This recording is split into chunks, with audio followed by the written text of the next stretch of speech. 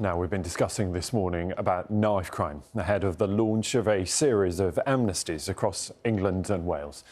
Alongside machetes and samurai swords, the government is hoping the scheme will reduce the number of so-called zombie-style knives on the streets.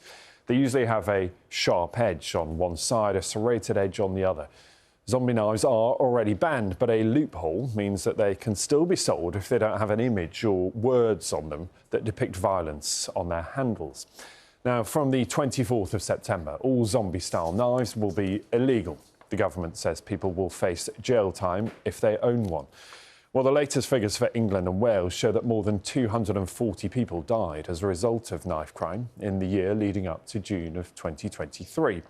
Now, despite the government's pledge to clamp down on knife crime, experts and the families of those affected say more needs to be done. One of those people is Hayley Ryle. Hayley's 16-year-old son, Mikey, died after being stabbed with a zombie knife at a birthday party last summer. This is what she told us about the government's latest announcement. Knives will still be available to get hold of. So it might not be a zombie knife, but if we don't change the way that these kids think, they're still going to carry a knife. It could be a kitchen knife, it could be anything. I wish the government would ask us and listen to us because we're the ones living it. You know, I speak to the teenagers, ask us what we need because we'll be honest, like we want help. We're joined now by two people who care passionately about this issue. Professor Erinma is an activist who works to tackle violence in Manchester. And joining us from North London is Mark Prince, who founded the Kiyan Prince Foundation in memory of his son Kiyan, who was fatally stabbed when he was just 15. Morning, Mark. If we could come to you first of all. I just want to firstly see what you think of these latest proposals from the government. What do you think about the amnesty? Oh, look, we're going backwards and we're going round and round in circles. So you have to understand from my point of view, this was going on in 2006. Amnesties, banning, all of this was going on back then. So how does it make sense that it's still going on now? And all this time I've been talking about the government putting in a 10-year plan and we're willing to help. Kiyan Prince Foundation aren't just talking, we're out here putting in work. We're at the Tottenham Community Sports Centre, we're doing the best that we can with the small resources that we have and we're changing lives. We're talking about symptoms for the last how many years. Let's deal with the cause. My child got stabbed with a camping knife. Somebody else's child got stabbed with a kitchen knife. Someone else with a zombie knife. Is that important? That's the symptoms of it. Let's deal with what's going on in the minds of young people and in our society. And why isn't the people from the top down actually putting a strategy together like Scotland did? I feel like I'm just repeating myself year in, year out. That must be frustrating for you, I know. But can you tell us then, if this is just treating the symptom, what is the first thing that you would do if you could make a significant change today? You could go on our website, look at what we've done. We've done extensive research. We spoke to the young people. They've given the answers. We've just found that we've been delivering the answers. We've been going into the schools, meeting young people, speaking to their hearts and minds, opening up opportunities. They need a different type of mindset. The way society is right now and the way that parenting's changed has allowed children to just like take authority and have no respect and regard. They need elders. They need people with lived experience to be able to be in front of them, show them the way, show them the light, for them to take a different route in life and give them different choices. There's also mental health. There's so much more of it going on. We've been providing that for young people. They need sports. They need activities. They need employment opportunities. They need entrepreneurial opportunities. These are the things we've been providing. The focus isn't on the children and the children's needs. The focus has been all about punishment for doing something, and that really isn't the answer.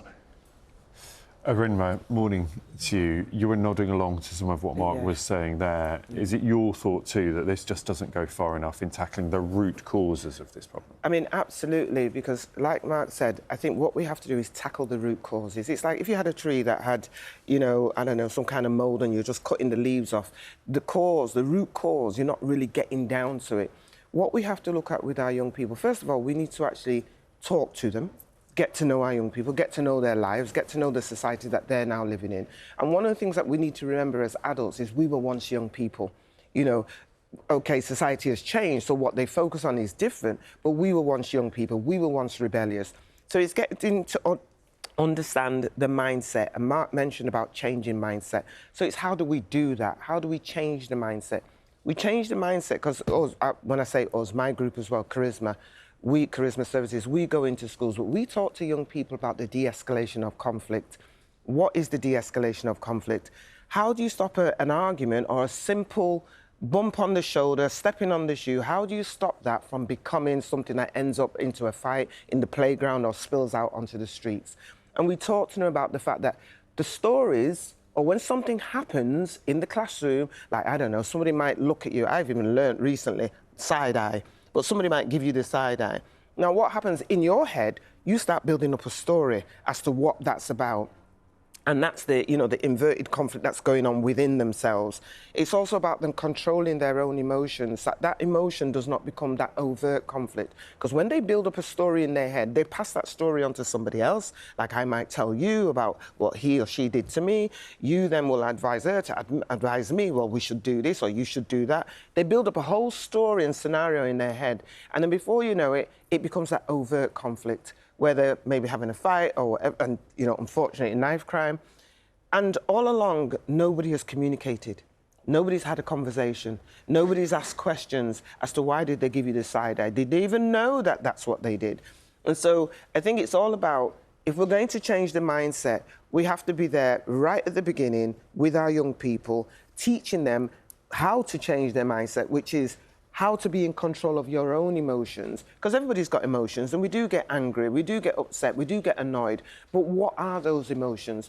When are we displaying them? Can we actually control them and ask ourselves, well, actually, why am I getting angry? And if I am getting angry about something, let me go and have a conversation about it rather than acting, you know, or reacting to what somebody has said or what somebody has done. Because when they react without thinking, this is when we have all these fatals, unfortunately, that happening. Is there some case, though, for with an amnesty like this, for at least attempting to get a certain number of these knives off the streets? I mean, absolutely, because, you know, a lot of the work that Charisma has done has been around anti-gun crime. And we were one of the ones to first call for an amnesty, you know, in Manchester. And it does help. It does, because there are people out there, there will be young people that may have been given something to carry, may have been given something to hold or hide, and they just don't want it. Or there may be parents that find something in their home or hidden in the car, and they don't want that. What do you actually do with that? Because most people are afraid if you find a gun or you find one of them long knives, what do you actually do with it? Do you go and bury it in the garden, but then somebody might find it? You know, and all this anxiety goes on in people's, you know, minds as well. So I think, yes, having amnesties, they are useful. Yeah, they do help, but it doesn't solve the root problem, but it does help. And Mark, I suppose that's the issue, isn't it, about understanding why some young people may be carrying knives of any description, understanding why they may feel they need to, or, as Erinma was saying there, why they just have them in their possession. And that comes back to your point, doesn't it, about understanding young people on a more basic level. That's correct, and that's why I'm glad that the Times published our research, because you can find it on our website and it explains to everybody the issues that the young people are dealing with.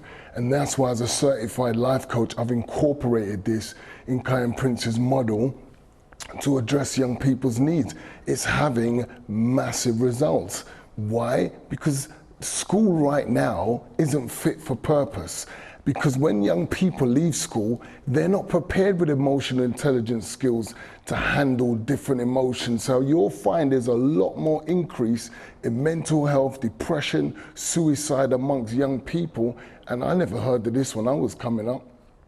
Society's changing and we need to meet the needs of the young people right now. If I just punish my kids without understanding them, then I'm not doing a very good job as a parent. Can I just add that there's a valid point there? I mean, education, I said this years ago, schools and education, they give our children, our young people, the technical ability to pass exams. If you work out the formula, you come out with your, your A triple styles and that. What it doesn't give them is that life skills, how to look after yourself outside of that, educational establishment, whether if it's school, college, uni. And I think that's what we as adults, elders, olders, as Mark put it, we're their role models. No matter what it is that an adult is doing, you are that #1 role model for that child, your child, or those children. It could be children around you. And we need to remember that. And we give them the life skills. We teach them how to look after themselves out there on the street. We cannot expect schools to do that. Schools, they do it to an extent, so don't get me wrong, I'm not saying they don't do it altogether, but they can only do it so far. That's for communities to do. The communities and the neighbourhoods that we live in, the families, the extended families that we've grown up in, that's our role, that's our job, to give our children life skills, to be those role models for our young people, and also to teach our young people that the way of life, the way to get ahead in life, is not by carrying a deadly weapon. Erinma, Mark. And I believe that if you've got young people in front of you and you have access to young people, teach them all the skills that they need. Yes, and life skills are the skills that young people need. Communication skills are the skills they need. That's what Kiyan Prince Foundation are doing, and we're asking corporates, people to come and help us to develop this model, because it's very difficult to do it on your own. We're asking other organizations to help us to expand our work, so when we have young people in, there is no route that we're not able to support and help them. We're doing the real work out here. Other organizations doing it. Let's come together and create something where young people can see a better way, and they'll put down the knives, get the knives out the minds, and stop focusing on symptoms, trying to take it out of their hands. Mark Prince, Erinma Bell, thank you both very much indeed. Thank you. Thank you.